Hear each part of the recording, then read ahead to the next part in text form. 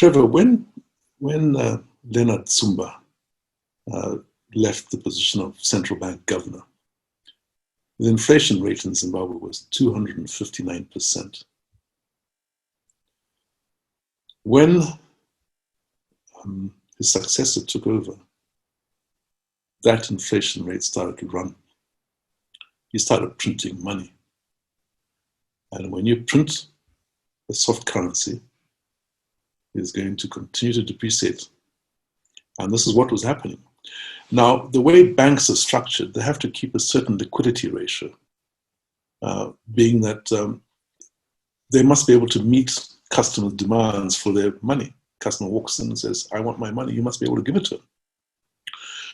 That liquidity ratio at that time, I think, was 30%. So you had to have liquid or near liquid funds to be able to meet customer deposits, customer requests for their money.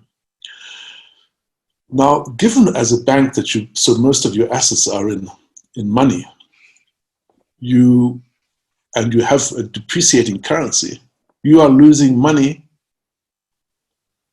by the second.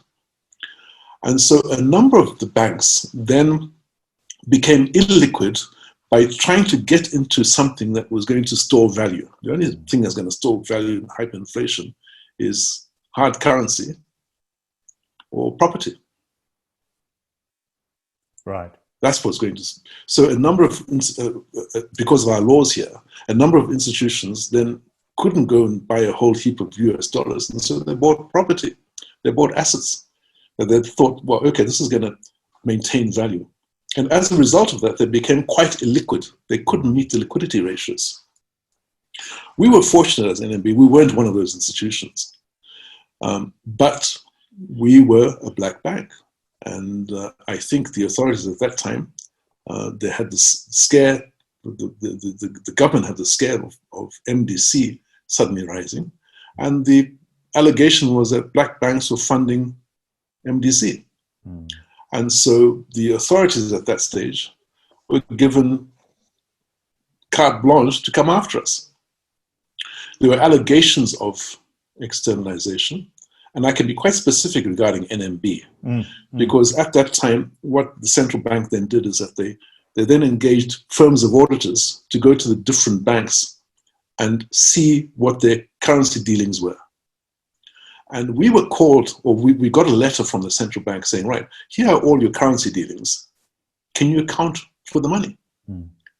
And so one of my colleagues who was in charge of banking called the central bank and said, we've got this list from you guys, which contains a list of all the transactions that we did in currency for the last year or so. And we've been asked for explanations as to what happened, where's the money, and why we're doing this, because we're allegedly breaking the law. And on this list are transactions that you yourself, central bank, asked us to do for you. Mm. We were buying money for the GMB, for Noxum, for Air Zimbabwe. You asked us to do these transactions, and now you're now saying that we were breaking the law when you instructed us to do them? How do you want us to answer these questions? Mm. And the response was, no, don't answer those ones. Answer all the other ones where you're dealing with third parties. And we thought, this is absolutely ridiculous. So we responded. We said, right, this transaction, we bought currency from company A, an exporter, and we sold it to company B, this importer. And here are the acquittal forms, CD1 forms. So we could account for every single penny in terms of those transactions, every penny. But when the central bank got this, because they had a particular agenda, they only looked at the buy side. They only looked at the side where we were buying currency from exporters. Mm. They did not look at the side, deliberately so, where we were then selling that same currency and accounting for it to the penny to importers. Mm. They then allege that we were externalizing money. This is what they came after us for. Mm.